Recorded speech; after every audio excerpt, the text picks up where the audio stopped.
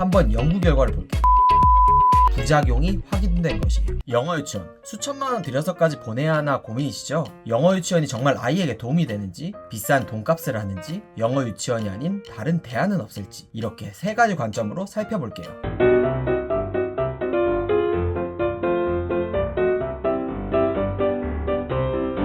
어릴 때부터 원어민처럼 영어 잘하는 아이들을 보면 부럽기도 하고 우리 아이도 저렇게 영어를 잘했으면 좋겠다는 생각을 하실 텐데요. 하지만 돈이 한두 푼도 아니고 비싼 곳은 수업료만 매월 200~300만 원까지 올라가서 많은 고민이 되실 거예요.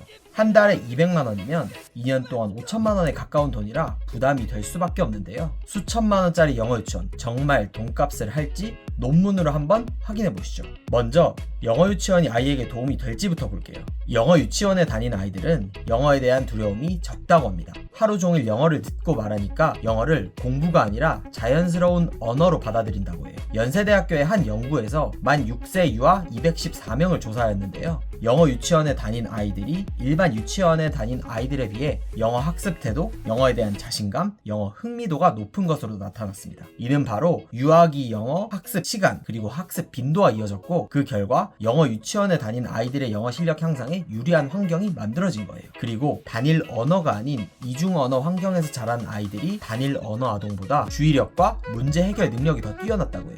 오스트리아의 한 연구에 따르면 이중 언어 환경에서 성장한 영유아들은 기존 학습을 억제하고 새로운 패턴을 학습하는 능력이 뛰어났고, 시각적 자극을 활용한 실험에서도 동일한 결과가 나타났습니다. 언어 처리뿐만 아니라 일반적인 인지 조절 능력이 향상되었음을 확인할 수 있습니다. 이뿐만 아니라 캐나다 요크 대학교의 연구에 따르면 이중 언어를 익히는 아이는 인지적 유연성, 주의 억제력에서 강점이 나타나는데요. 이렇게 여러 이점이 확인된 영어 유치원, 과연 비싼 돈값을 할까요? 가장 중요한 내용이죠. 확인하시기 전에 구독 한번 부탁드리겠습니다. 지난 영상에서 했던 공약 중에 구독자 1명이 증가할 때마다 100원씩 기부하기로 하였는데요. 현 시점 구독자는 2785명으로 지난 영상 촬영 당시 대비 119명이 증가하여 11,900원을 기부하도록 하겠습니다. 하지만 좋은 일에 사용하는 것인 만큼 10만원 제가 기부하였습니다. 구독자들 덕분에 이런 기부할 기회도 생기고 너무 감사드립니다. 이런 이벤트성 기부는 자주 하고 싶네요. 꼭 구독 부탁드리겠습니다. 다시 본론으로 돌아와서 영어 유치원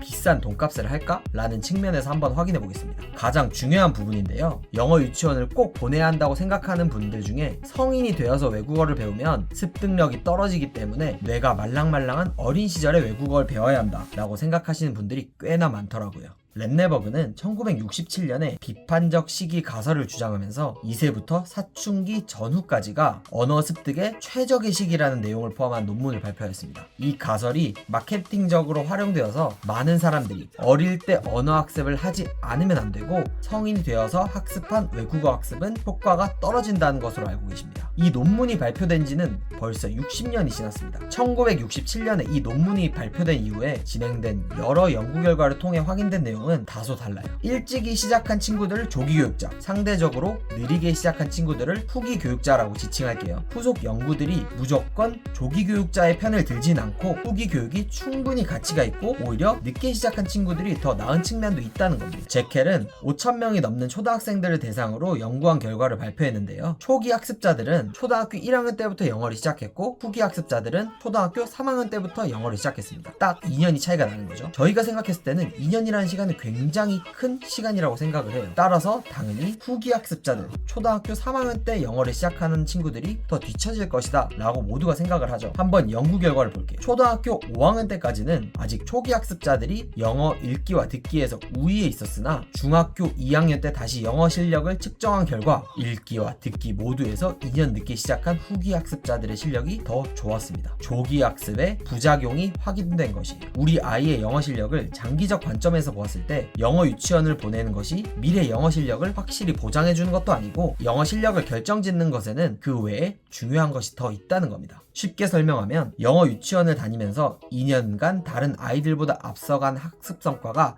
1이라고 하면 중고등학교 때 뒤처진 1을 따라잡기 위해서는 1개월이면 충분하다는 거예요. 심지어 영어 유치원을 다니면서 2년간 앞서간 아이들이 중학생이 되면 영어 유치원을 다니지 않은 아이들보다 10만큼 뒤처질 때도 있다는 거예요. 즉 영어 유치원이 시간적, 비용적 가성비가 좋지 않고 영어 유치원이 수천만 원의 돈값을 할 수 없을 수도 있다는 겁니다. 제 경험을 말씀드리면 저는 영어 유치원 1세대로서 약 25년 전에 부모님께서 한 달에 거의 100만 원 지불해 주셔가지고 저는 영어 유치원에 다닐 수 있었는데요. 그 결과 초등학교 입학 당시에 저는 주변 친구들 중에서 영어를 거의 가장 잘하는 사람이었어요. 그런데 그 기간은 오래가지 않더라고요. 초등학교 고학년이 되니 저보다 영어를 잘하는 친구들은 점차 많아졌고 수능 준비할 때에는 영어가 심지어 저에게 가장 약한 과목이 되었어요.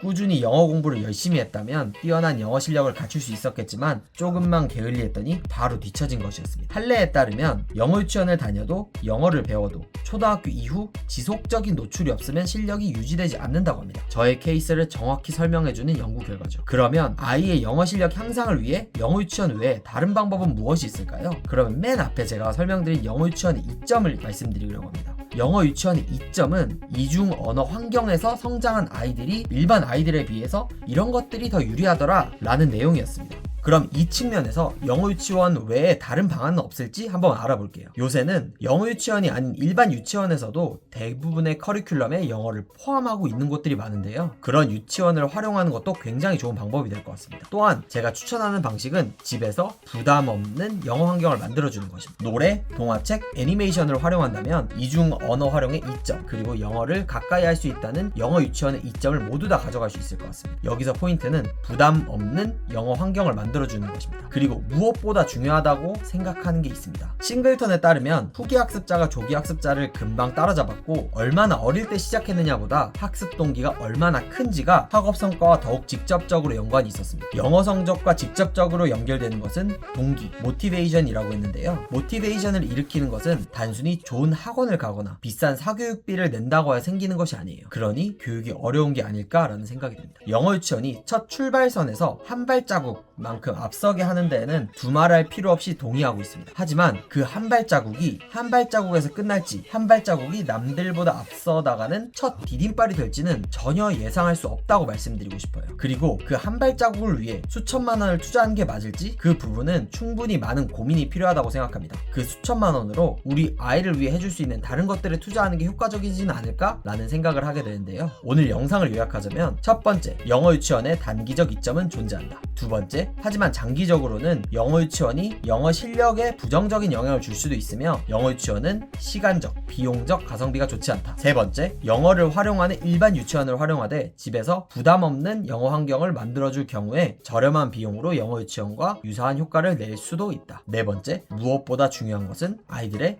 동기, 학습에 대한 동기를 유지시켜주는 것이다. 오늘은 다소 예민할 수 있는 주제를 다루어 보았는데요. 오늘 영상이 도움이 되셨다면 구독과 좋아요 부탁드리겠습니다. 감사합니다. 안녕.